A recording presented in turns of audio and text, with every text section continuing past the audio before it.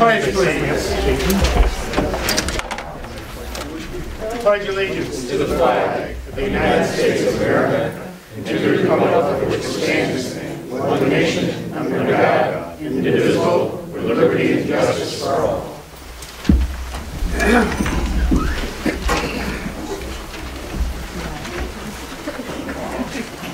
Yeah, no, but I ain't got to record it. That's right there. Spread out. Spread out. Okay, I'd like to call this meeting of the Town of Plattsburgh Town Board to order for November 8, 2012. My watch that I've been using said 6:30. I might be a little slower. That's a little fast, but we'll go with this Mickey. Roll call, Ricky. Bernie Bassett. Here. Thomas Wood. Here. Martin Vanek. Here. Paul Lemoyne. Here. Rick Collins.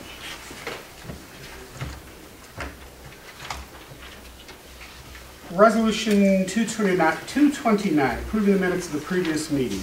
Resolved that the minutes of October 15th and October 22nd, 2012 be approved and the reading of the minutes be dispensed with. Have a motion. So moved. Mr. Wood, second. Second. Mr. Lemoyne. Any discussion? Roll call. Thomas Wood. Yes. Martin Vanek. Yes. Paul Lemoyne. Yes. Bernie Bassett. Yes, the resolution carries.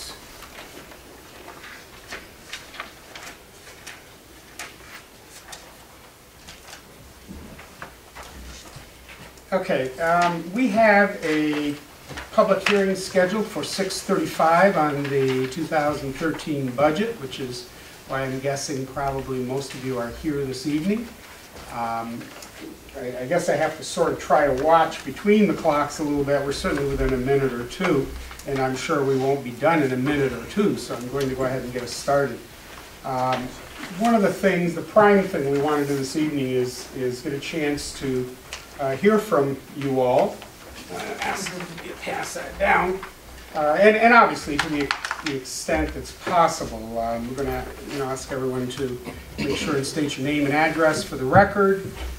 We like to try and keep everybody to about 5 minutes so everybody gets a chance to speak. Just normal protocol. I've got a statement I'd like to read, though, prior, and it may be helpful. And in light also of today, there were some messages that went out again with the radio, the newspaper. I know there's been a effort by a few individuals to get their message out, and I think this needs to be said. Given recent efforts by certain concerned citizens to get their message and opinions out to the community, I believe that it's time I respond to clarify some of the issues. First, it's important to acknowledge that we have been living during a period that has presented a number of economic challenges to homeowners, business, and government. It has been a difficult period to meet financial obligations, compete in the global economy, and survive with an ever-increasing cost of everything. There have been many difficult decisions made by other municipalities, schools, and business in our region that resulted in reduced services, sluggish growth, layoffs, as we saw in today's paper with the hospital, and debt. For some people, this has fashioned their demand to reduce taxes and create new jobs. Every day, cable news, as well as local radio and broadcasters, brings the economic picture into our life. Too often, this comes with the broadcaster's view and spin on both the cause and the solution. Let me share a few basic facts. Number one, the town of Plattsburgh, unlike most municipalities, does not have the general tax that is levied on property owners. Number two, the power of this board is limited by our authority, and often the greatest burdens we face are not within our power to change. We do not control school taxes, county taxes, fire district taxes, state or federal taxes. Number three, special district taxes such as lighting, highway, water, and ambulance are a part of our budget, but when compared to other municipalities in the North Country and in many cases across the country, they are much lower by comparison. The town board has taken a progressive approach to our economic challenges with a focus to build sustainability. This has been addressed in a number of ways, including reducing energy costs, consolidating resources, intermunicipal shared services, reorganizing departments, working to build our tax base, addressing employee benefits, accessing grants, etc. The town has become, number 5, the town has become home to many new businesses, creating hundreds of jobs, many that are filled by town residents. There have been a number of new commercial and industrial projects making the town of Plattsburgh an economic engine in Clinton County, while building our tax base to share in the cost of services for homeowners. Number 6, there are reasons why the town of Plattsburgh has been so successful in attracting business. One of the most important is that the town provides a world-class environment for business that supports a positive return on investment. Another is our excellent roads, quality water and wastewater, planning and zoning departments that are proactive, demanding in their standards, but encouraging and cooperative with business. Number 7, allowing the infrastructure of any community to deteriorate is irresponsible and short-sighted. As long as I'm supervisor, I will not kick the can down the road and allow the deterioration of an infrastructure that has brought us our financial success. It is true, number 8, it is true that the town of Plattsburgh has some financial reserves, which we are proud of. But these reserves are targeted and necessary to maintain our infrastructure. To give an idea of some of the costs involved in maintaining a town's infrastructure, the price of a truck for plowing can cost well over $200,000. Prudent budgeting includes some reserve for unanticipated expenses. The amounts that have been publicly reported by certain individuals are inaccurate and deceptive. Number 9, as a town, we are willing to listen to the concerns of our citizens. However, we will not compromise our principles to obtain short-term political advantage or be bullied by special interest groups. Under my leadership, I will do everything in my power to see that the town moves forward in a responsible, progressive manner. Number 10, we have a responsibility to keep any tax levy under 2%. We have met that obligation for the past 2 years, and it is our goal to try and maintain that level of increase in the future, while maintaining and making the investments, maintaining our infrastructure and making the investments and decisions that brings sustainability. As we have observed with other municipalities in our region, that may not always be possible, but it is the goal. This board has made decisions, some small and others far more reaching, to avoid the temptation to pass on to others the issues that need to be addressed, and pass on the debt to future generations or future businesses and business owners in the town. We have worked to bring expert advice and skilled employees into key positions to help guide our day-to-day and long-term decision-making and planning needs. I believe that the record does speak well for the priorities we have set, the investments we have made, and the programs we have implemented.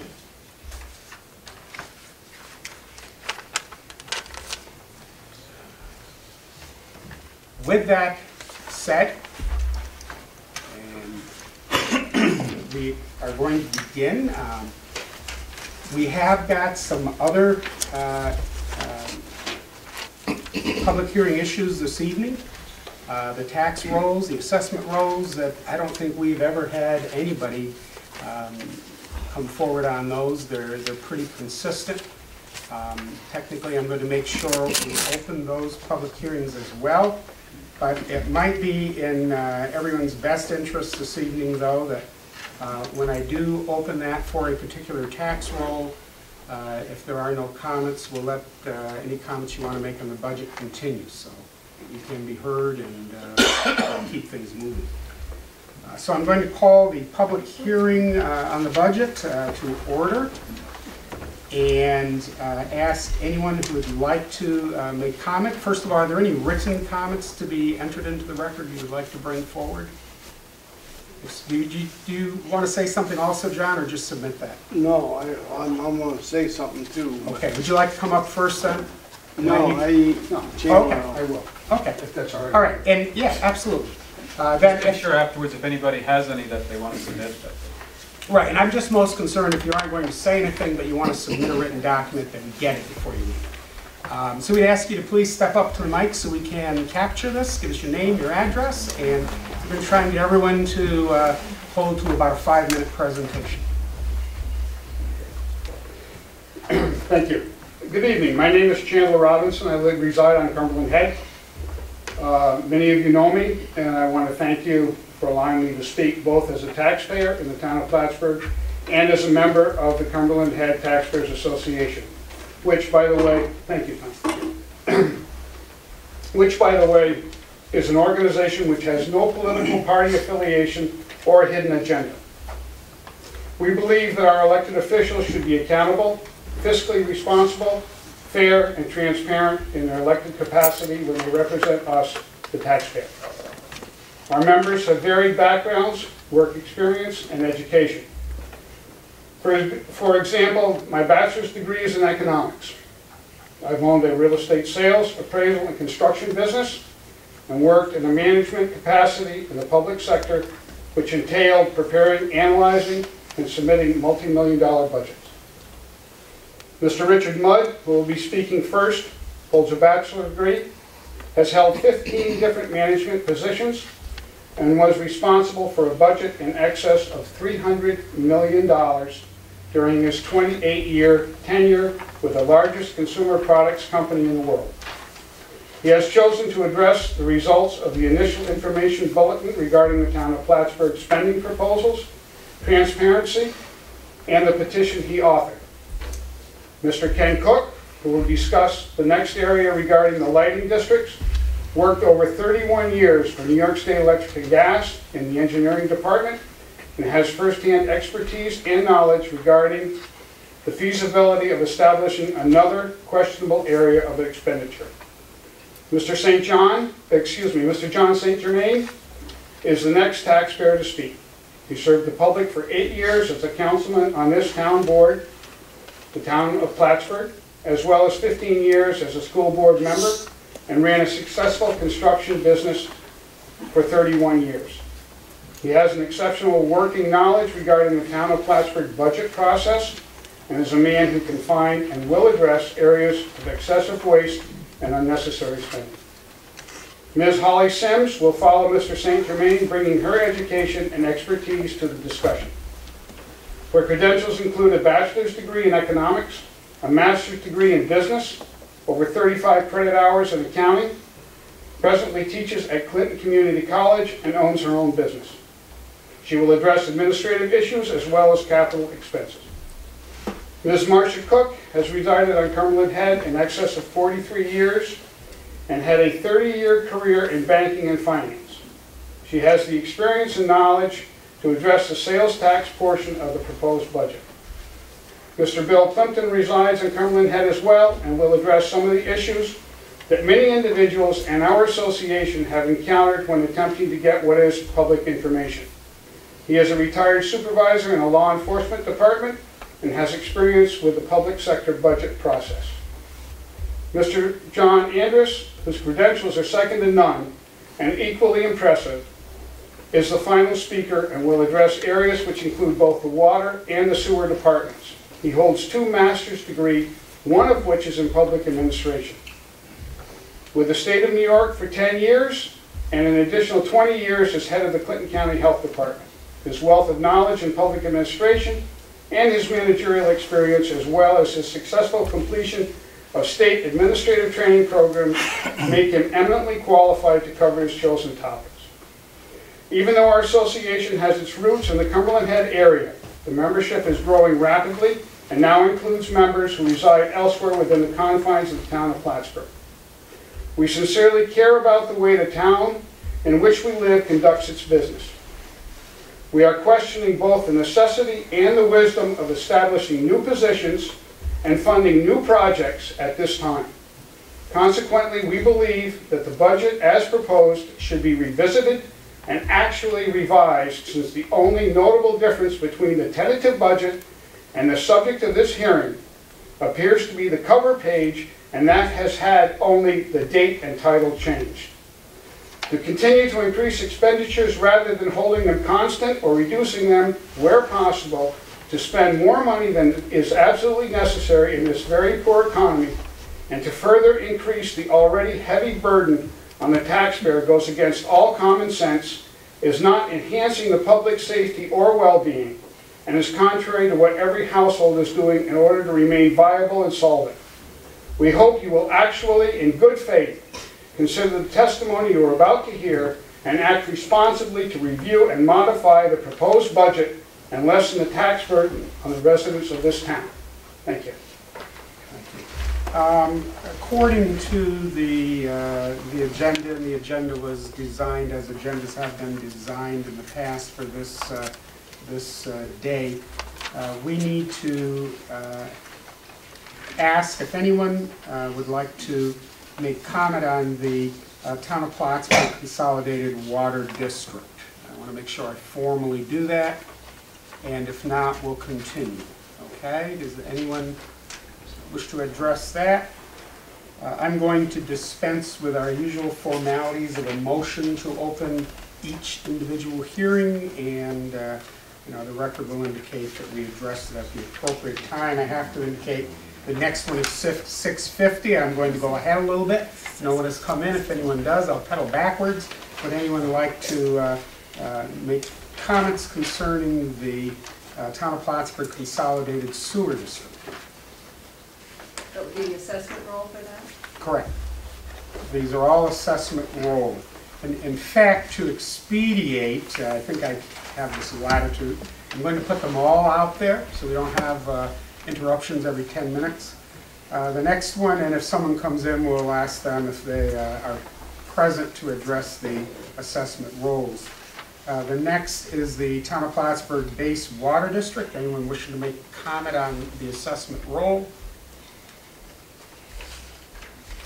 The next, which was scheduled for 7 p.m., is the Town of Plattsburgh Base Sewer District. Anyone wishing to make a comment? The next is the Town of Plattsburgh Base Storm Water District. Anyone wishing to make a comment on that assessment roll? Next would be the Town of Plattsburgh Base Highway Maintenance Improvement Storm District. Anyone wishing to make a comment? The Town of Plattsburgh Highway Townwide District. Assessment roll. The Town of Plattsburgh Lighting District. Bernie, I think we may want to make a point. The assessment rolls on the lighting districts reflects the existence of the current lighting districts. The consolidated lighting district is scheduled to go into effect as of January 1, but at this point in time, we have to prepare a roll for the existing district. That would be my understanding that these will continue to be open. If anybody wants to make a comment on this. If anyone on the board sees someone come in, I will, within the time frame that was scheduled for these, we certainly will ask them if they're here to make comment on the assessment rolls. And the last that was scheduled was the Town of Plattsburgh Ambulance District. Anyone wishing to make comment on the assessment roll?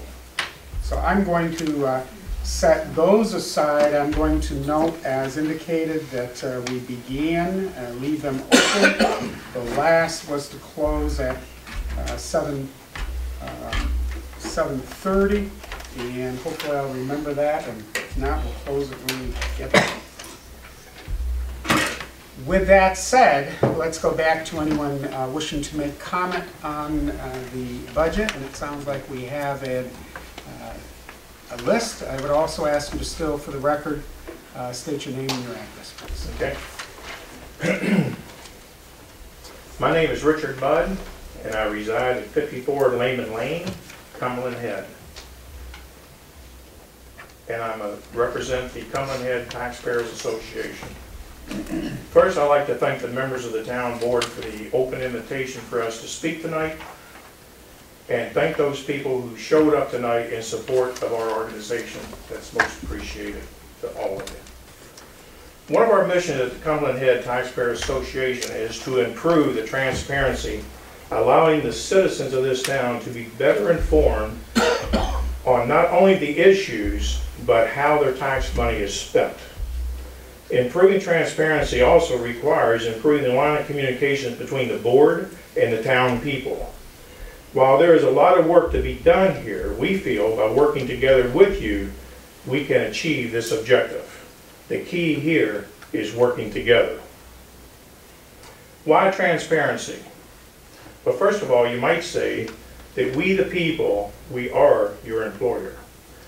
We are the people that voted for you. We are the people who provide a great deal of tax revenue for your salaries and for the managing of the town budget. Yes, we are the people who write those checks. Up until recently, very few demands have been made requiring transparency. Today, because of the tax demands and the impact it is having on our personal lives, we want to know how our money is spent and managed. Likewise, we believe that all citizens of this town deserve the same respect. We are asking for better transparency. You will hear more about this later. Recently, I passed out a bulletin showing the status of our town. And it was shocking to most people. They know times are tough, but didn't realize what the big picture looked like. This was an eye-opener and created a lot of questions and good discussions. Across the board, people are very concerned, and taxes are at the top of the list. They feel helpless and not sure what to do, if anything. I can identify with them. I feel the same way.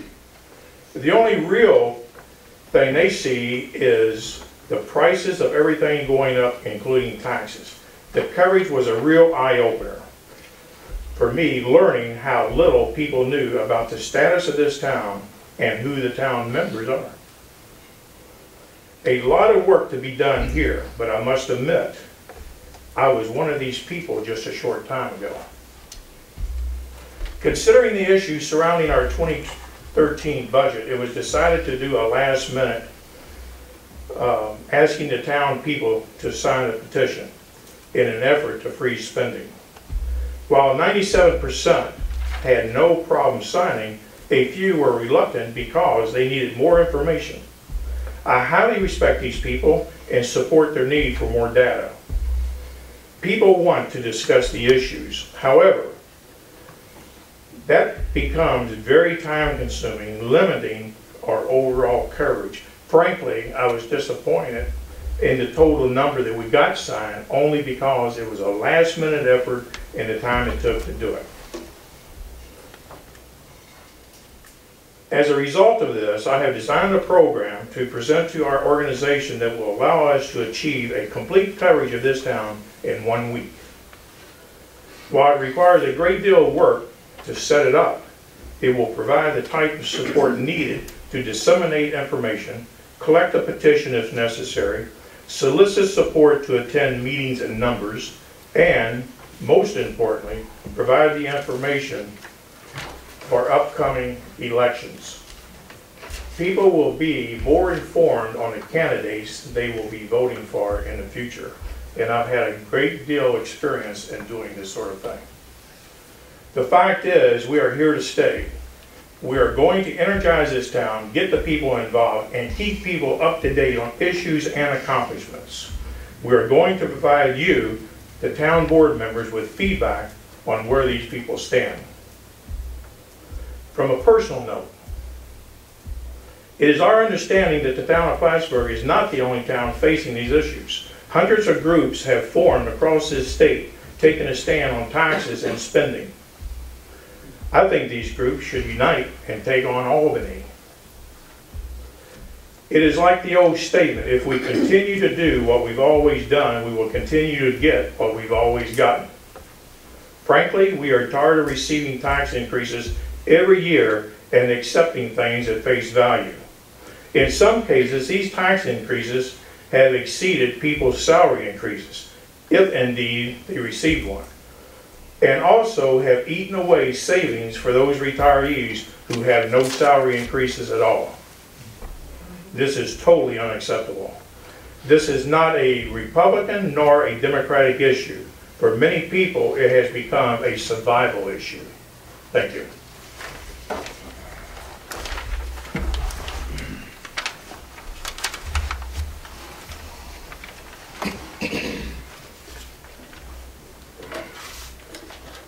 John St. Germain, Katyville, New York. The following cuts can be made to the present budget without cuts in services. And I'm going to be a dollars man, and I'll tell you right up front. Some of the cuts that can be easily accomplished are your New York City trips reduced to one person per department, saving approximately $6,000. 3 newsletters last year with glossy paper, colored pictures. All you have to do is change it to black and white with recreational plans in it, and just mail out 1 paper for the whole year, and that would be a savings of $12,000. Reduce the conferences and meetings by 50%. Savings $30,000. It cost $61,000 last year. Cut the historian's salary 50%. That would be a savings of $6,000. Presently paid $9,000 more than any other town historian. There's no need for the bookkeeper now if you have a finance manager, and that would be a savings of $16,000. There's no need for the deputy supervisor to receive an extra $12,000 for extra pay if you have a finance manager. Starting salary for councilman, it's time to come in line with all the rest of the towns, and it should be $8,000 per year with a $250 raise per year and capped at $10,000. Savings would be for 4 councilmen would be $20,000 per year. The starting salary for the supervisor should be at $40,000 per year with $500 a year raise and cap the salary at $50,000. After all, you guys are all supposed to be for public service. That would be a savings of $22,000. These salaries are twice as much as any other town, even at this reduced rate. We should cease cleaning the uniforms that we buy for the water and sewer department, and that would be a savings of $8,000. I think it's generous enough that we taxpayers buy their clothes. I don't think we should have to clean them. I think no purchase of clothing for personnel outside of the water and sewer and highway departments, but that would be a savings of $6,000. Many of the departments get jackets, fleece jackets, what have you, paid for by we the taxpayers. I also understand that now you're in the process in the budget for 2 more welcome to the town of Plattsburgh sign for $5,000. I voted no when I was on the board against it.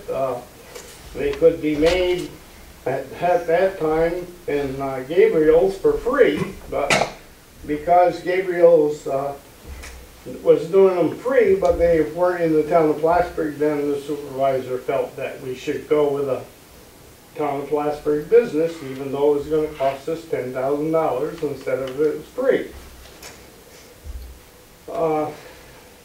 I think it's time now that you people realize that the gravy chain should be over, and people just cannot afford, with the price of gas, medicine, food, and what have you, they're up against it, and I think it's time you people should give these people some kind of consideration. Thank you.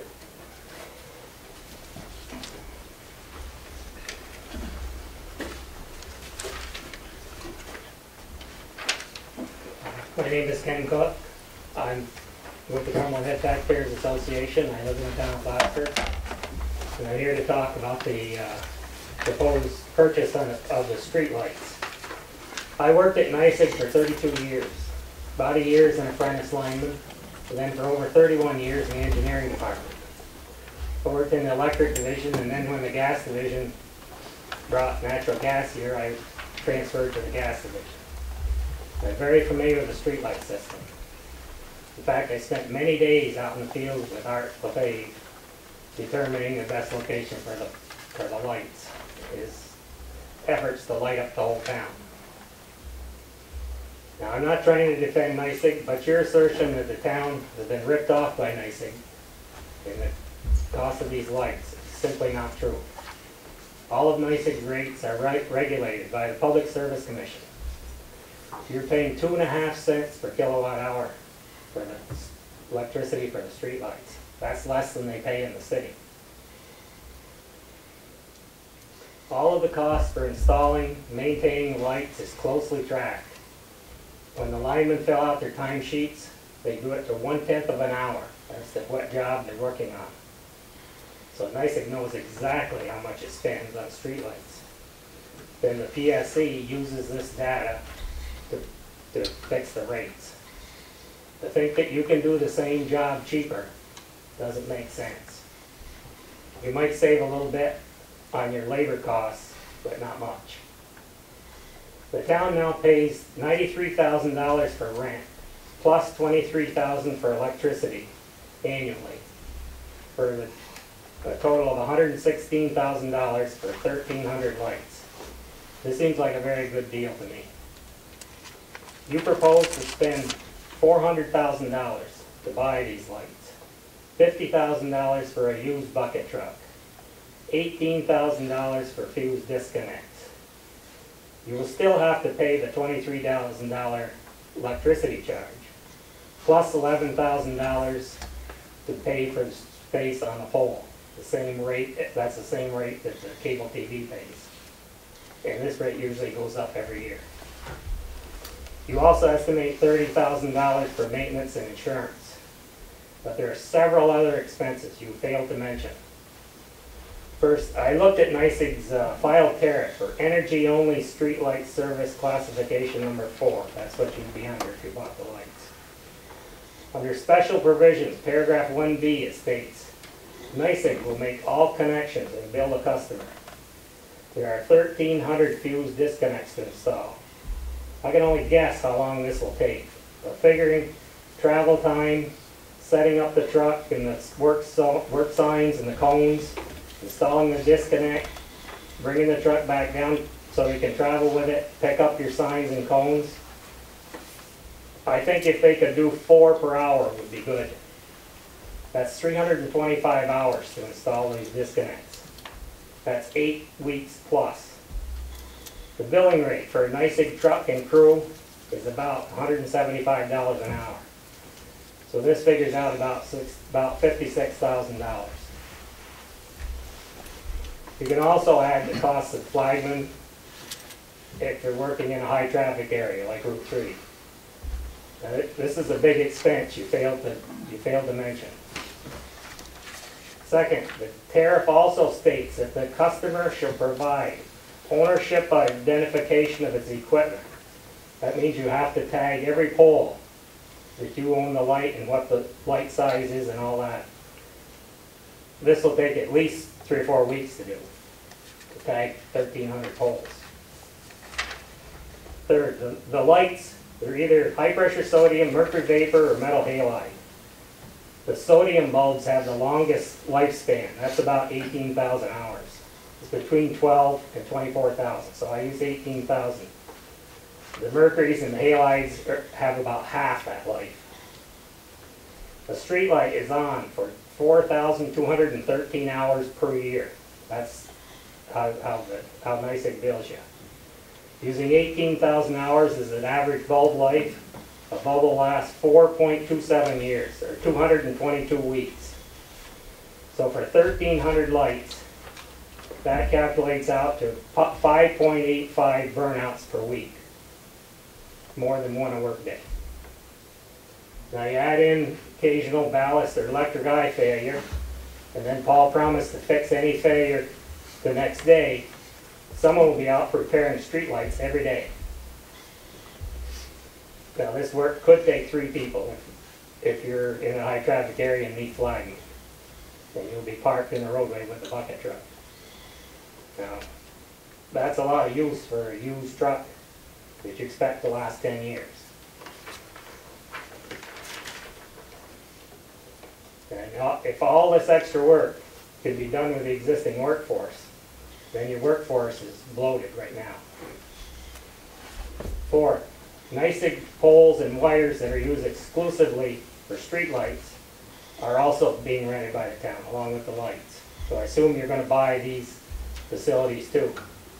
Now these poles and wires do occasionally break, and this will be another liability and expense for the town.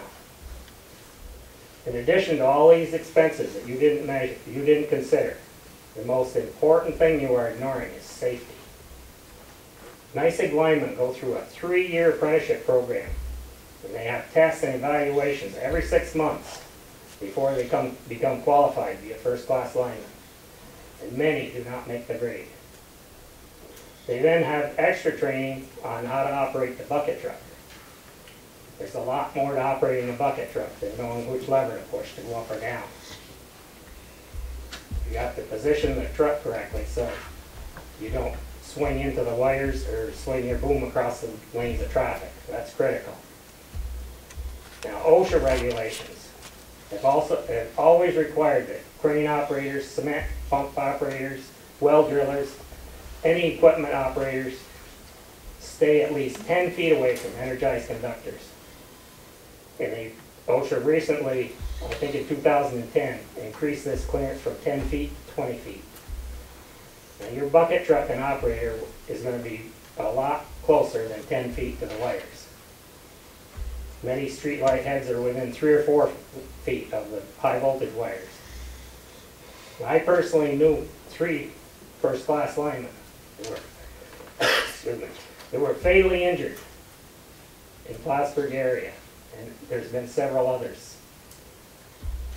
You'll be putting your untrained workers in a very dangerous situation, and this should not be taken lightly. Now those fuse disconnects, they were developed for underground streetlights. Streetlights fed from underground. The NYSEG requires them, so you won't be working 120 volts live. If you do contact 120 volts, you just jump back and say, "Ow, I won't do that again." But if you contact 12,000 volts, you don't get a second chance. Would you like to be the one, Bernie, to notify a family of a deceased employee? It's not a good thought. And you should ask your attorney if he could successfully defend you against the lawsuit that's sure to come if that happens. You'll be putting the taxpayers in the town in jeopardy of a huge lawsuit. For the sake of your employees, the taxpayers, and the town, please reconsider. After I wrote this, I talked to a retired lineman. I was telling him about this. He couldn't believe it. He said, "If I see any town employees on a NYSEG pole, I'm calling OSHA." That's what he told me. And I think that's a good idea. Now, I gave you a lot of information. I've got some copies here. I appreciate it. Each one a copy. I want to put that in the record. Yep. Thank you.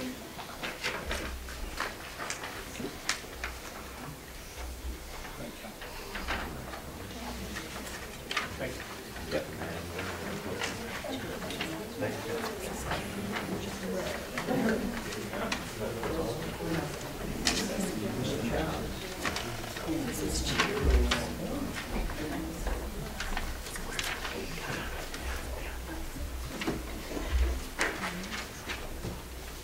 Hi, my name is Holly Sims, and I live on Cumberland Head. And I'm going to start by piggybacking what Mr. St. Germain was talking about. We've had a good look at budgets from 2011 on up, actually 2010. In 2010, the town of Plattsburgh paid approximately $7,000 for bookkeeping services. In 2011, the amount was approximately $8,000. In 2012, approximately $12,000, and the amount of $16,000 is budgeted for 2013. The amount spent by the town of Plattsburgh for bookkeeping has gone from $7,000 to $16,000 in just 4 years. That's a 123% increase. Why? Previously, it was explained that the additional bookkeeping was needed by the town of Plattsburgh Local Development Corporation. We have an LDC. Yet when we view the LDC's budget, there are no salaries or wages listed.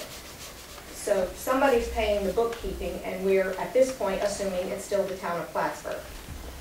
So please explain why it is necessary to have these kinds of increases for bookkeeping when the town also employs a chief fiscal officer and his helper, a payroll and budget officer, a senior account clerk, an account clerk, a wastewater senior account clerk, wastewater account clerks, tax receiver, deputy tax receiver, and the new position of financial manager, all to the tune of $543,000. The $543,000 for salary and wages represents a 25% increase in dollars from last year for employees performing accounting type duties. That's over $500,000 that has been budgeted for salaries for accounting related duties. If you include benefits for those same employees, the town is planning to spend about $750,000 in compensation for accounting related positions. Why does the town need to increase spending so much on bookkeeping when we have so many other financial positions? More importantly, why are we maintaining the bookkeeping position in 2013 when we are adding another full-time financial position, a financial manager, to our payroll? Each new employee that is added to payroll represents a potential lifetime liability to the town and thus the taxpayers. We pay wages, health benefits, pension, payroll taxes, and workers' compensation for these employees while they are employed. After they retire, we continue to pay post-employment benefits in the form of retiree health insurance. Currently, the town's long-term liability for post-employment benefit or retiree health insurance is $8.5 million. That liability will continue to grow. Please consider this growing liability along with the day-to-day costs of personnel before hiring new employees. Town officials are also planning to buy a new camera truck used to examine sewage lines for leaks and blockages. The new camera truck will cost between $140,000 and $180,000. During the budget process, Councilman Lemoy asked Mr. Bassett how often the camera truck would be needed, and if it is truly needed, could the town of Plattsburgh share the expense of the camera truck with a neighboring municipality? Mr. Bassett had no direct answer for Mr. Lemoy. I followed up with an email to Mr. Stoddard, who's the head of Department of Water and Wastewater, and did not receive direct answers to either of those questions either. Upon further investigation, I discovered that the city of Plattsburgh has a camera truck, which the town of Plattsburgh has borrowed in the past. Is sharing no longer an option? Has anybody asked the city of Plattsburgh about continued sharing? Additionally, I was told that the town of Plattsburgh has a camera truck and a camera trailer already. The camera trailer was given to us by Park, and it has 2 cameras. One, a crawler camera, identical to the one the city of Plattsburgh has in their camera truck, and a smaller one which can go into laterals. Is this true? Does the town of Plattsburgh still have this equipment? If so, why can't we use it? And if not, where did it go? Also, if you don't know how often you'll be using a camera truck, how can you justify spending the money on a new one? If you absolutely must spend this money, then why, in these difficult times, aren't you looking into shared services with other municipalities? Times are tough, and we must all live within our means, and that includes the town of Plattsburgh. There was an In My Opinion piece in yesterday's Press Republican, November 7th edition, and it referenced vision to action. For those of you who don't know what Vision to Action is, it's a grassroots effort to reverse the negative economic trend in the North Country. Following is an excerpt. Colin Reed presented a most sobering fact about our state and our region. Colin Reed is the head of the Accounting and Economics Department at Plattsburgh State. He is on the Vision to Action Committee, and he also has his own business dealing with economic research. And he said, the current demographic of the area indicates a static, if not decreasing birth rate, a ballooning rate of college-age students, an immediate decline of the working age population, age 24 to 60, who are wage earners, and a huge increase in baby boomer population as they reach retirement. The results were typical of what he called a declining economy, where the size of the remaining earning group is insufficient to generate the taxes necessary to support the increasing social and economic demands generated by increasing retirements. He also said this trend would accelerate the rate of citizens departing the area. So we have less younger people working, earning money to pay for those who are retiring. And the result is people leaving the North Country. Vision to Action is grappling with all aspects of the North Country's declining economy. We ask town officials to do the same. And we would like town officials to please recognize that we are in a declining economy. At a recent town board meeting, Councilman Wood chastised the Cumberland Head Taxpayers Association and accused us of scaring people with information about the economy. Well, Mr. Wood, there has been no untruthful information disseminated about the economy by the Cumberland Head Taxpayers Association. The Clinton County unemployment rate is hovering around 10.5%. Local food stamp usage has doubled. Local home values and sales are well below their 2007 levels. There has been a net decrease in local public school enrollment of approximately 1,600 students. Locally, we do pay property taxes that are among the highest 11% in the country. And our tax foreclosure rate has more than doubled since 2008. If this is news to you and this is scary to you, then I suggest you come out of your bubble and see how your neighbors have been living since the 2008 financial collapse. It might be scary to you, but it is our reality. And this is the reason why we are requesting a budget freeze. Without guaranteed pensions, and without guaranteed health insurance, and without guaranteed jobs, we in the private sector are living on the brink. So if you find that reality scary, please be part of the solution and take action with the rest of the board to freeze the budget to 2012 levels. Thank you.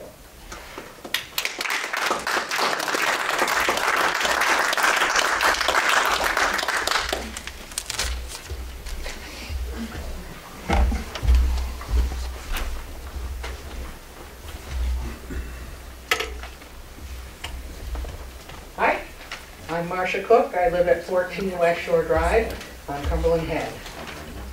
I have a question regarding the recent press release by the county treasurer informing the public that the sales tax revenue received by the county for the first 9 months of the year has exceeded revenue projections by $1 million or more. It is expected that this amount will significantly increase by the end of the fourth quarter after the holiday shopping season. Due to this unexpected revenue, the town of Plattsburgh will receive approximately $350,000 more in additional revenue from the county. Will these unexpected funds be returned to the county to help reduce our property taxes? I believe the last time sales tax funds were returned to the county was in 2007. You could also apply these unexpected funds to the debt, which at the close of 2011 exceeded $10 million. Shouldn't the town supervisor and the town council be working on behalf of the taxpayers to lower our taxes and reduce the town debt and expenses, rather than letting these funds burn a hole in your pocket and spending it on something we taxpayers don't need or want, as you have done in the past. Please be physically responsible for your constituents for a change. Thank you.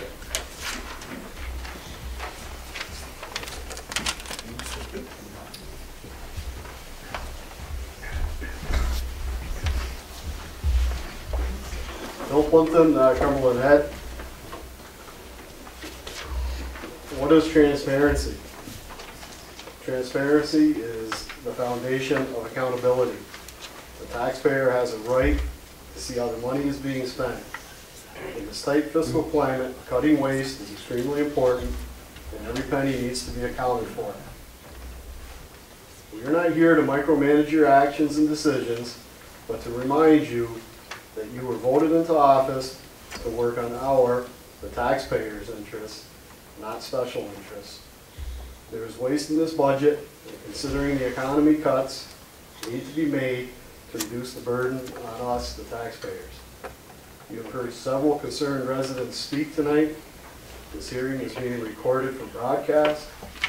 Will this be shown in its entirety on public access television, or will we be edited out again, denying residents unable to attend to watch and be informed? We are an educated, informed, and concerned, but more importantly, fiscally responsible group. The impression that I have felt in the past is a condescending attitude from the board towards this group of taxpayers. We have been labeled as complainers and troublemakers. We are not. We are concerned. Winston Churchill said, "Democracy is the worst system devised by the wit of man, except for all the others." It's better than the rest because it gives every citizen the right to participate and to be heard. That means it is up to us. Democracy will not work well unless we citizens get involved, speak up, and exercise our rights. Plattsburgh is our home. We are involved, and that, after all, is what makes democracy work.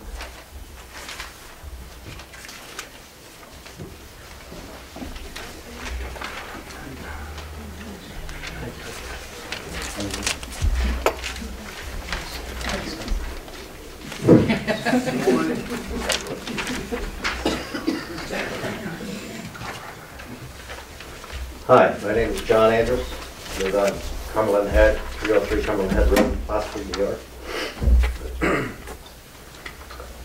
You have heard from our members, all residents of the town of Plattsburgh, New York, all motivated to be here tonight. Why? This is not a Democrat versus Republican debate. We are united on an issue that affects all town residents.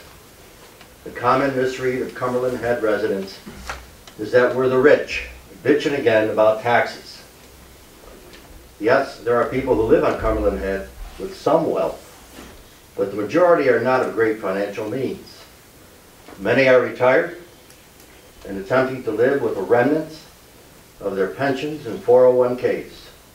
Many residents who would be here can't be here. They're working a second or third job and all struggling to pay their household bills.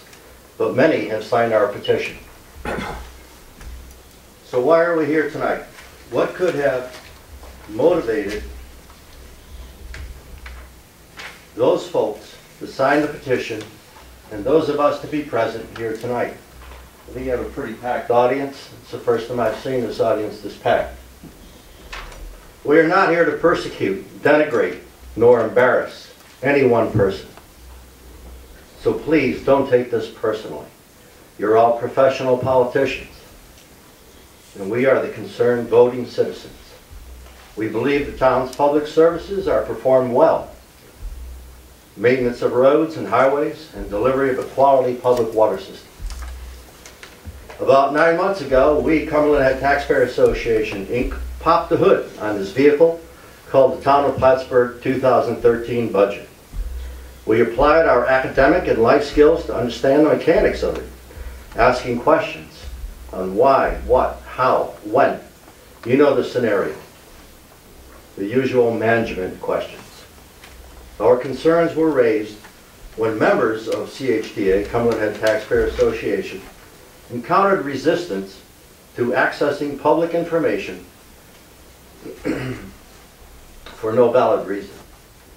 In my 30 years of public service, I learned one of the cardinal rules of government policy is the concept of open government and public access through the FOIL process. It is New York state law, so why the resistance? What were you afraid to let us see or know? We certainly were not threatening anyone. We are here tonight first to demand transparency and accountability in our town government. This is our town, our business, our money, and by law, you work for us. Upon being elected, you are entrusted by us to make the best financial decisions for all of us. The 65-year-old widow, the single parent mom raising her children and working, all of us. It's called fiduciary responsibility. This budget blatantly violates that trust. You have heard from our members emphasizing their key findings they discovered while looking under the hood. Mr. Mudd, with a successful business background in marketing for a Dow Jones 100 firm, he spoke with hundreds of town residents in the last few weeks. Initially, he was focused on property taxes and assessments. But when he started to look under the hood, he became outraged. You heard what he learned, and it's not good. Your constituents are very discouraged with this board's performance. Mr. Ken Cook, a man with 30 years experience with New York State Electric and Gas, a power company with an excellent safety record and personnel training that rivals the Navy SEAL BUDS program.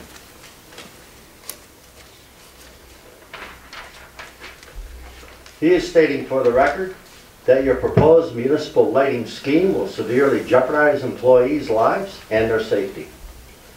It will also expose the town to significant liabilities. A local fireman told me recently of a contractor electrician they watched hanging from a power line while he bled out when his arm was torn off by hot power lines. The cause? The wind blew his dangling wrench into the line. They had to wait, unable to help him, until the power was turned off, which was too late. This happened right here in Plattsburgh on Veterans Lane. The budget proposed by Mr. Lemoy for the proposed lighting district is a mystery to anyone who analyzes it. It has such a magic quality, it really belongs in Las Vegas. We ask you to please not go forward with this concept. It reflects potential gross negligence and fiscal irresponsibility. Secondly, we're here because what we found has raised our concerns and our anger by your mismanagement of our monies. It's not just about taxes. We are all willing to pay our fair share. It's about the lack of prudent fiscal management. Mr. St. Germain has found more than $150,000 in unnecessary spending. It's all itemized for the record and your use. John's tenacity is reflected in his many years as a private, successful businessman and through his public service as a councilman for this very board. He understands the phrase, "there is no free lunch." We ask that you freeze the budget and implement these recommendations that he's made that's being responsible fiscal managers. In the water and sewer department, we found excesses of $260,000, personnel line items vacant and carried year to year, including summer help totaling $150,000. The cost to the taxpayer is compounded when you apply the current fringe benefit rate at nearly what we're told, 74%. We're paying for phantom positions. Mrs. Sims, a professor and student of economics, looked under the hood and found over $6.5 million in excess monies. Surprise is an understatement. These surplus funds represent 30% of the 2013 proposed budget. This is a mismanagement of our tax dollars. Our local unemployment rate approaches when all are tallied into that rate, approximately 18%. The tax foreclosures have doubled, real estate sales are dismal, and we in Clinton County rank in the top 11% nationally with the highest property taxes. You heard from Mr. Bill Plimpton regarding your lack of public trust and a demanding attitude toward the taxpayer, or as you've been heard to say, Joe Voter. Is that the same Joe Voter living alone, 65 years old and trying to survive below the poverty income level? Ms. Marcia Cook has reviewed the sales tax revenue and stated her findings. Why aren't these dollars applied to decrease the tax burden? You also heard recently from an owner of a local car dealership, Garvey Hyundai, regarding their taxes. The taxes paid in this town are in the highest of any other businesses they have in the Metro Albany area. What kind of message are you sending to the area's small business people? Are you only concerned about the big box stores? It's the local business people that are the true engines of our economy. We have not created this antagonistic relationship. You have, by your lack of regard for us, exemplified in blatant fiscal management of our monies.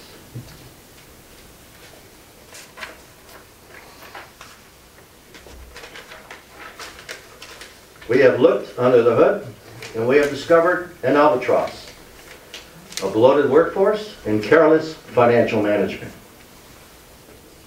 An efficient town government does not operate this way. Your budget is far from lean, it is obese, and we ask you to freeze the budget and cut the waste. We are more than willing to share with you all the analysis we have done, which is extensive, if you are willing to review it. Based on your track record, we, Cumberland Head Taxpayer Association, Inc., doubt you will give these recommendations any credence. We are therefore prepared to bring positive change to our town until we succeed. We will not kick the can down the road for someone else to make the changes needed. Thank you very much.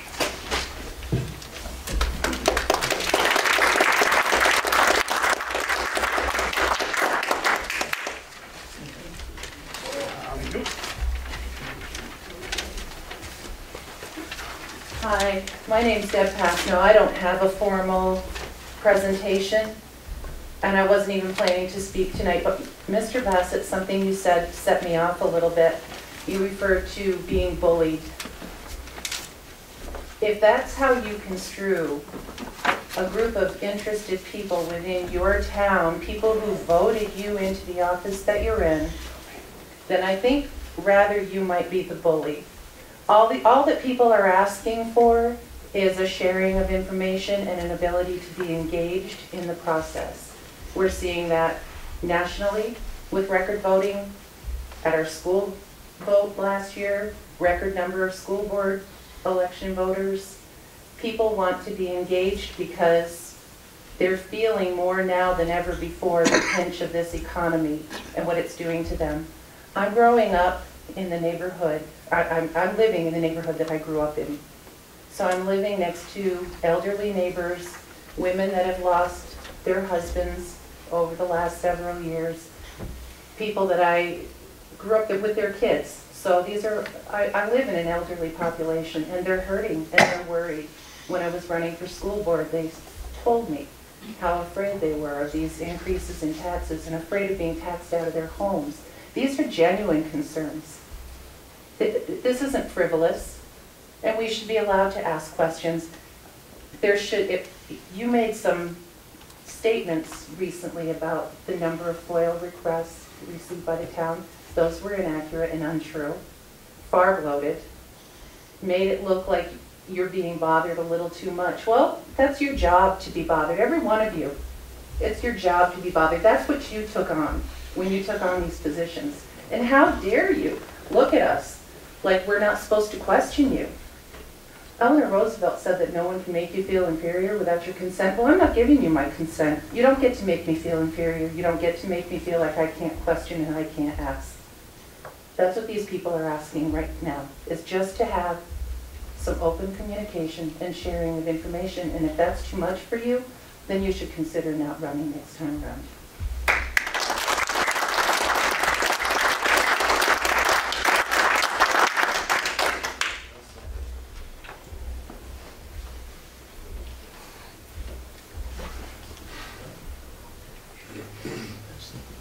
My name is David Hensman, live on Cumberland Head.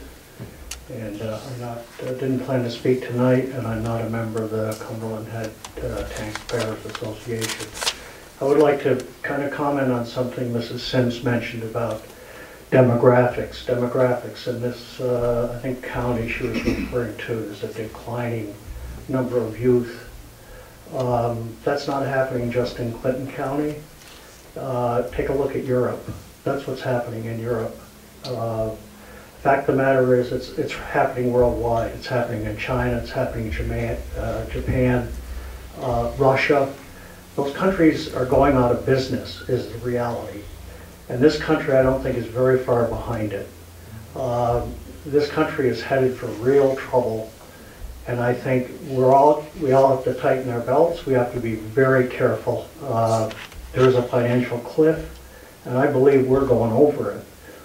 And one of the quotes I often think of is a quote, I think this by Sir Edward Grey, August 1914. And he said, "The lamps are going out all over Europe. We shall not see them lit again in our lifetime." I think that's what we're looking at. I've lived in this town for 37 years. I've enjoyed every minute of it. I'm a physician. I've cut back my work somewhat, but when I look to the future, I don't plan to retire. I'll work until I can't work or I drop dead or whatever. I mean, it's that bad. I think if you got a job, you hold on to it, but I think you have blinders on. You've got to look at the overall picture. Things may look rosy in many respects in this town, and I don't disagree with that. But I think we're headed towards something we cannot escape, and we've got to be very careful about how we all manage our funds. Thank you.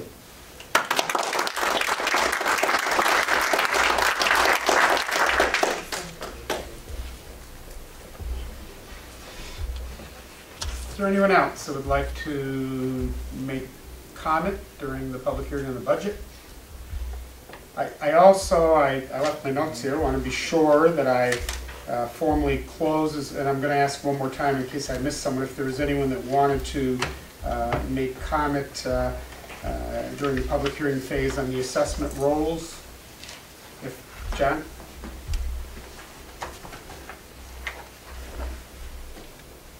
Bernie, I just wondered in the consolidation in like Katie'ville Lighting District, we have $8,000 in excess balance. How can you take that $8,000, or are you going to incorporate that money into the consolidated district when that's money that came right out of a very specific district paid for by the Katie'ville residents? Shouldn't that be set into some kind of a credit form so that we get credit for that money since we paid it? Some have no balance, and they're actually picking up on our money that we paid prior to consolidation. How can you take that money into the consolidated district? I'll respond to that question, John, to the best of my ability. I'm a long way from being an attorney that has expertise in that, but what I've learned is, as we've done other consolidations, when you go through that process, any individual debt or assets with any one of the districts being consolidated, as well as reserve funds, they're all incorporated into the new district that that group would be a part of. So the balance that exists in each of the 9 districts, whatever there is, would be the balance, the fund reserve in the whole district. And you also bring up another a good point that you're very knowledgeable of. Funds that are collected by a particular district. For example, water sewer, and in water sewer there are districts. Those are funds that can only be spent and used by those districts, for the taxpayers of those districts. So it does box them in. In the consolidation process, it becomes consolidated. That's just the law. That's the law. Yeah. Okay. Thank you. You're welcome. Is there anyone else on the assessment rolls And if not, I'm going to ask for a motion to close the public hearing on all assessment rolls. I'll put that with the notes on the ambulance district. Can I have a motion to close? So moved. Mr. Mannix, can I have a second on that? Second. Mr. Lemoy, any discussion? Get a roll call, please. Thomas Wood, Yes. Mark Mannix, Yes. Paul Moy, Yes. Bernie Bassett. Yes. So we will close that portion of the evening. I also have, and I'm going to ask you, Paul, to pass these down. Some of you know Councilor Renadette, maybe many of you don't. I spoke with him today. God bless him. It was his intention to be here. The man had some back surgery recently. He had to go back to Burlington, and I think he's headed back again. He's really having some difficulties with that. He had a couple of items he wanted entered into the record of the minutes. I indicated to Gerard today that his goal needs to be to try and be here, and I know he wants to for the meeting when we actually pass the budget. I don't know if councilors, you have any closing comments. I'm going to close the hearing. I know I have a number of pages of notes. It's important that we listen during an item like this, during a time like this, and take some notes. This year, there was a comment made, and questions are good. I used to tell my students, the only bad questions when you don't ask. And sometimes after that, I'd say, now listen to the answer, because we know children. There was a concern about the preliminary budget, and the comment made that the only difference between the preliminary and the tentative was the cover. That's right. One of the changes we made this year, and I did have conversations with the Association of Towns Attorneys. In fact, they indicated it might be a better way to go, was not to impact change, and they indicated many municipalities do that, because if we generate a preliminary budget before we go through the public hearing in the budget, to a great extent, you've ignored it. In some conversation with Mr. Mannix today, he indicated to me how his many years in the past, that was oftentimes how it was done. You get to a public hearing, you've already got your preliminary budget, you've had the meetings, kind of go through it, and there are times when boards will actually pass the final budget that night after the public hearing. It's kind of a done deal. We chose not to do that. To enable us, we've met with our department heads. We'll give Diane some time to continue to work with the numbers. As I mentioned earlier, the goal is always to try and stay below the cap. It's not easy for all the reasons many of you have mentioned.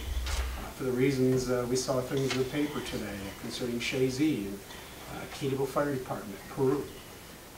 But it's still the goal. And you do what you have to do to make that happen.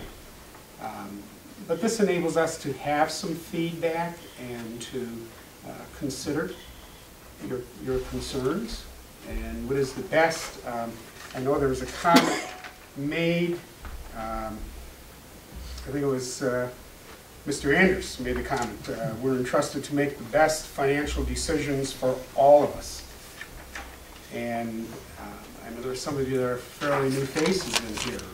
I can't convince you of anything. All I can do is, again, give you information. The information I have is I firmly believe myself and the other four counselors accept that. Trying to make the best decision for all Town of Plattsburgh residents, 48 square miles, the future, business, homeowners. I think sometimes we forget the five of us up here are also homeowners and working people who also have to pay not only this year's bill and the future bill. As I mentioned about trying to be progressive and make sure we continue to grow. Dr. Hinsman, you're absolutely right. Right now it is a little bit better for most people and for the municipality in general than my colleague supervisors in many of the other towns. I don't know how long that will continue either. And we know a lot of it is things none of us control, like Canadian traffic, the dollar at the border. We ride the wave, if you will, but what do we do with it? The decisions we're trying to make are those that will try to help this continue in our little part of the state and the world. Factors we can't control. We've been through them. Some of them we missed, like Sandy, thank God, that cost. They're tough questions. And sometimes we get tired, and sometimes I may say things and project an attitude. I can't see my face. You know, I know what I'm saying, but I don't know what my body language is saying. I may say one thing and my body looks like something else. I don't know that. But I do know that we're trying to make the best decision. We have to make decisions about how to use funds. Funds that come to us from a lot of places, which is one of the reasons I mentioned we don't have a general tax, thank God. We have general expenses, and we can meet them so far in other ways. Sales tax is a big item. But I can't assure you, we don't take that lightly. The five of us have got to pay the same bill. How do we make the investments? What are the important human and material resources that we got to make a decision on? The best way to decide if they're the right ones or the wrong ones are 10 years down the road with hindsight. If it's the right one, you can say, oh, okay. If it's the wrong one, you can't go back and fix it. We know that. One of the reasons why this preliminary budget didn't change is because, and I'm going to promote that in the future, that we do not change it until we've had the public hearing, and we've waited until the last possible minute to look at all the information that we get, economic information and so on, and then make a final decision, and not make it prematurely and make it before we listen to the community. Councilors, do you have any concluding comments before I close the public hearing? I would like to make a few comments. There were some comments made that made me think that there are people here who believe there is an adversarial relationship between the board and the Taxpayers Association. There isn't an adversarial relationship between the organizations. When people speak to the fact that information was withheld, I'm in this office on a daily basis, at least 4 days a week. I'm really at a loss to understand where that comment's coming from. We work very hard to have a very open and transparent government, and we make that information available. There is a FOIL process that has to be followed. We can't ask some people to follow it and some other people not to follow it. It actually gets in our way of being, if you will, the small town that we've been for many years, where somebody would come in and want something and somebody could walk down the hall and run something through a photocopier and give it to them. We can't do that. We have to have people follow that FOIL process. As we said, we have to treat all people the same way. But certainly there's no intent to withhold information.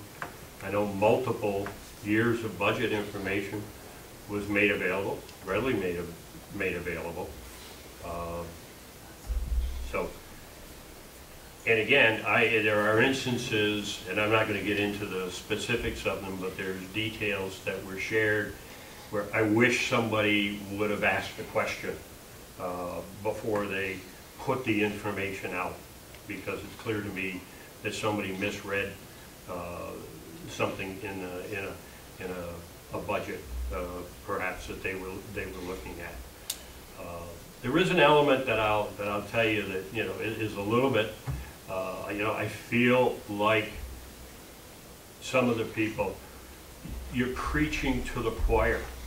I mean, I came back to town government and got back involved in town government because of much of the concerns that you're voicing tonight, and wanted to see responsible government in this town. I was tired of watching. We had a situation where we had a highway superintendent who did not work for 6 months, and man collected his pay, and there was nobody who was speaking against that situation. We had a supervisor who worked less than half time, and collected full-time pay, and we didn't have people addressing that.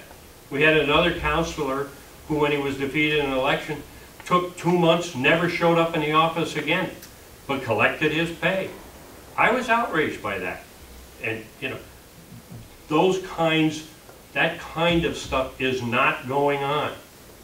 And, you know, one of the things that I did, when I listened to people come to us, and you've been coming for a number of months, my first reaction, I could hear fear, and it was palpable.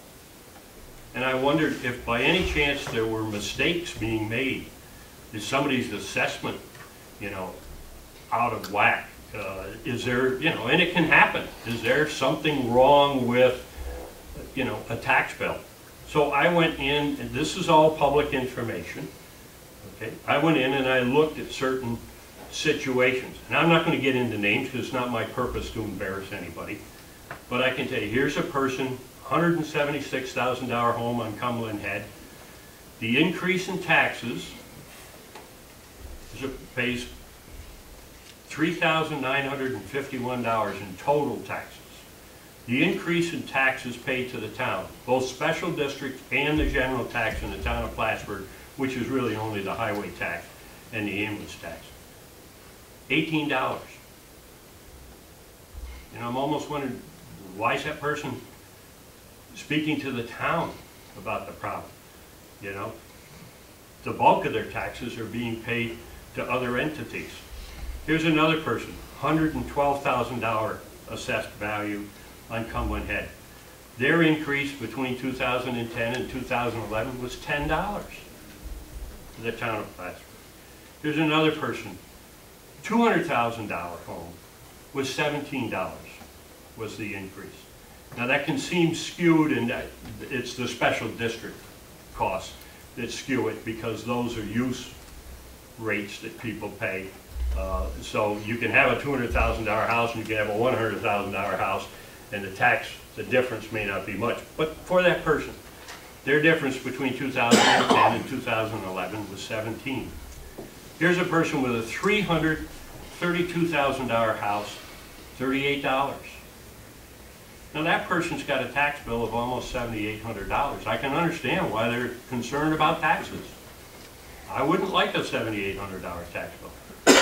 We're not the people producing that levy. And some of that was said earlier. There's an awful lot of what happens with taxes, you know, that can end up on the bill that you receive, and that you bring your payment here to the town or mail it to the town. But we're not the people who levy that.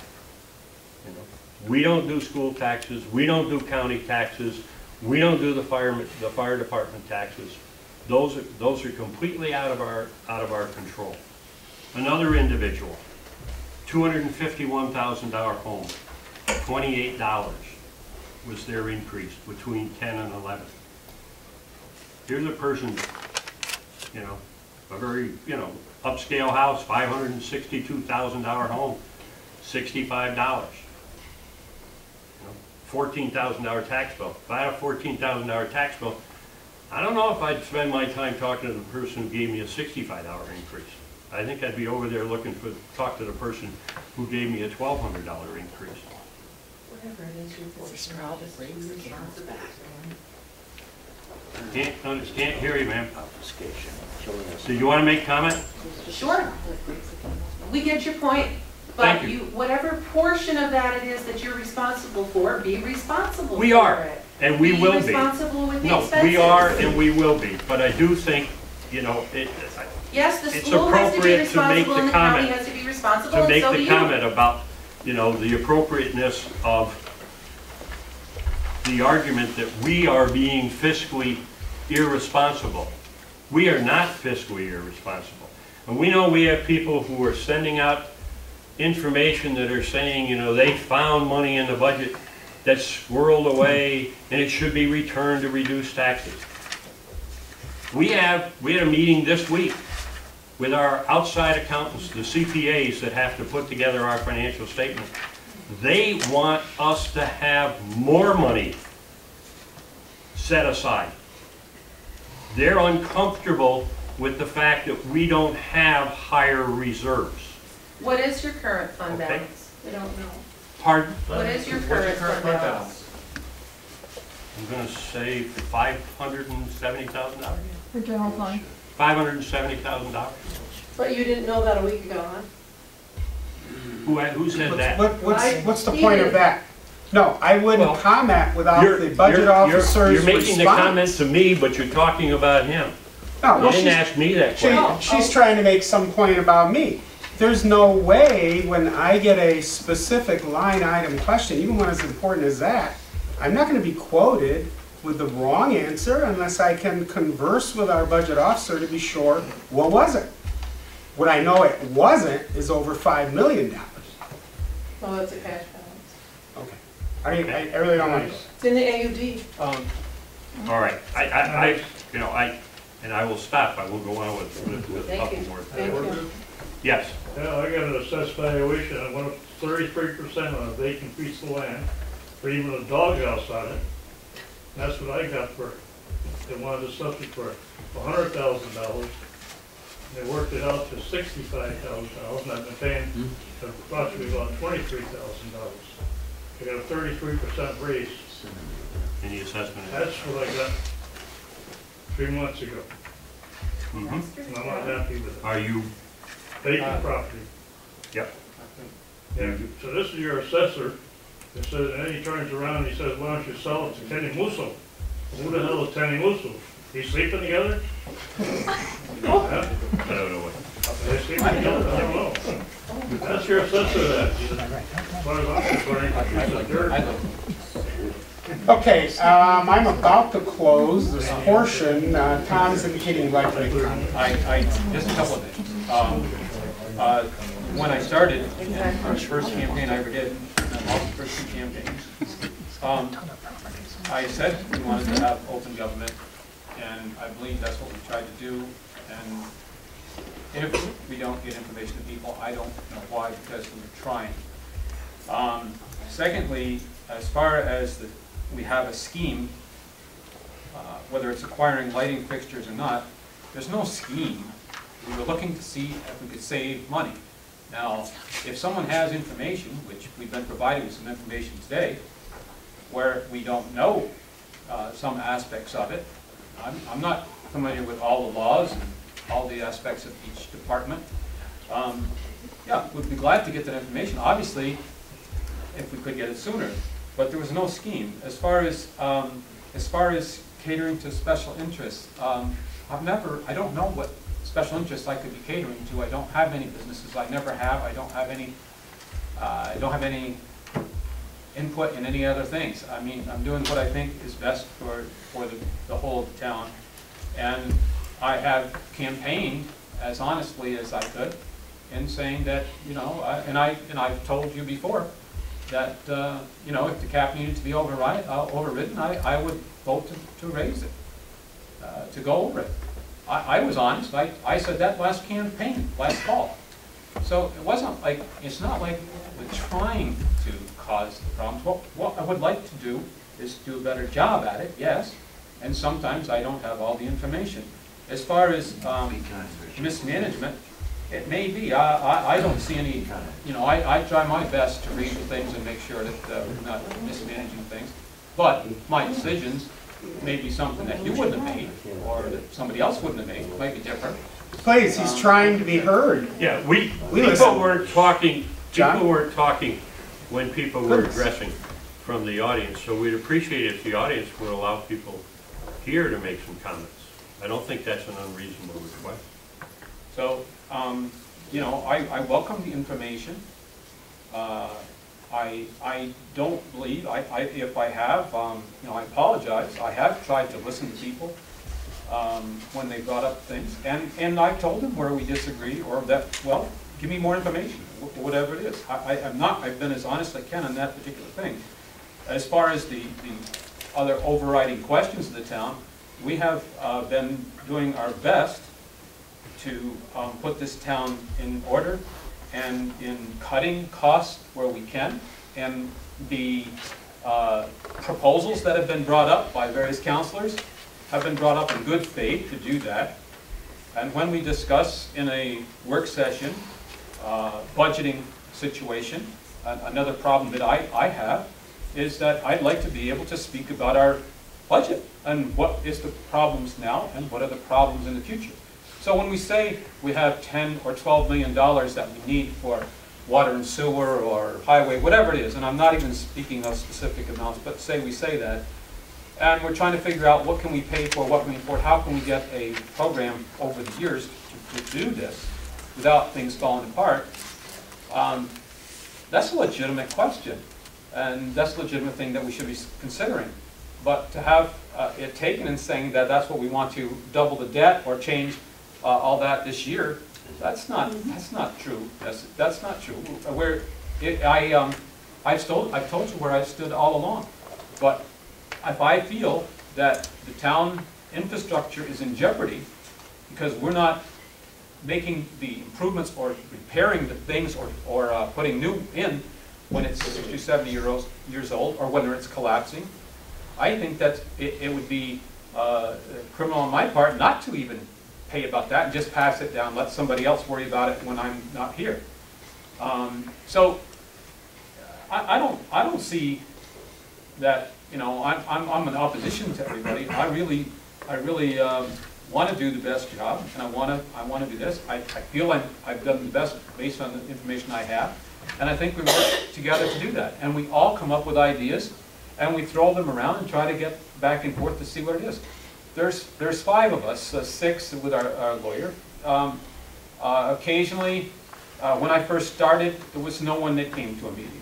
No one came to a meeting. That's back, as I guess it was Mr. Mannix was saying, when people didn't come at all, and people were not spending the time here, even though they got paid and things like this. I mean, these things happen, and over time we've got these things changed. You cannot change contracts or other legal documents just like that. You have to negotiate. You have to change things. As we progress, we've tried to make these things so that this town will be able to function in the future and will not come to a point where it is going bankrupt. So I think we've done the best we can at that point. And as it comes to, as some mentioned, when you find, and I do appreciate the fact that more people are taking interest. We didn't have that. We didn't have any interest except for 1 or 2 before. So you know, to me, that's a good thing. But I also want you to understand the facts and everything, and you need to listen to more than just one thing, one day, in order to understand the whole thing. And look, it took me, when I got elected, it took me 3 years before I really had some kind of a grasp on all the myriad different responsibilities and departments that this town has to deal with. And I can't even say I know enough about this department or that department, but I have a general knowledge. And I have a general knowledge and make the decisions based on that by listening to our department heads who I trust. If someone gives me advice and they're expert in the field and they're a department head, I'm going to listen to them until I find that what they're telling me is incorrect. Then perhaps that person wouldn't be listened to that much anymore. But we don't have that situation at this present, as far as I know. So I'm really happy about it. I'd like to see us be more positive, and I think that's the way to create jobs, and that's the way to get things going with the vision to action and the Adirondack coast. I think that we enhance our area. We get into these things. One of the reports that you probably won't be here for, but the historian's report. The historian made a trip downstate, and with another volunteer made a presentation to a teachers organization. 85 people took the information about the War of 1812 and stuff. Those people, some of those people are going to be coming back, or they're going to be telling other people. They're going to be coming back to events that we have here. They're going to be spending money in this community. That's what I like to see. And the more we can focus on that, and the more we can all work together to achieve those, then the better we will be doing as a community. I'm not going to say that times aren't hard, and I'm not going to say that there aren't problems. I don't mean that at all. But the more negative we are, the less we're liable to be able to bring people to our area and to get those young people and to stay and the people that we need. So overall, that's my general philosophy, and, you know, I'm glad to speak with anybody individually on different issues. Okay, I'm gonna ask. Can I address that?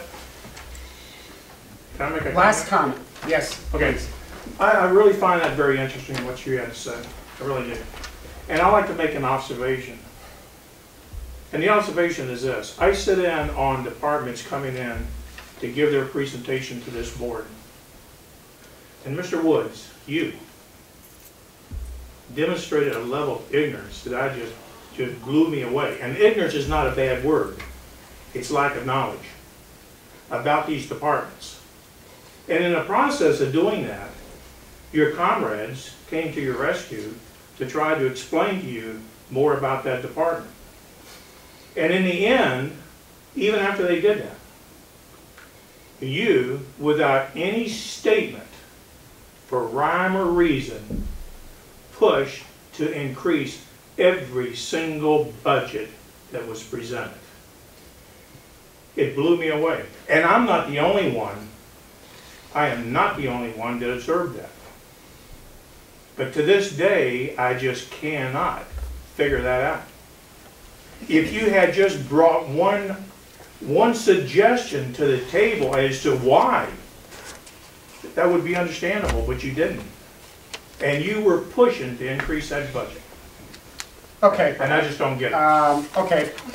We've heard, that's the focus of this meeting, Tom, the public hearing, and I'm going to ask for a motion to close it. I'll make a motion. Mr. Mannix, second. Mr. Lemoyne, any discussion? Roll call. Thomas Wood? Yes. Mark Mannix? Yes. Paul Lemoyne? Yes. Marty Matthews? Yes. We will stand closed at 8:13.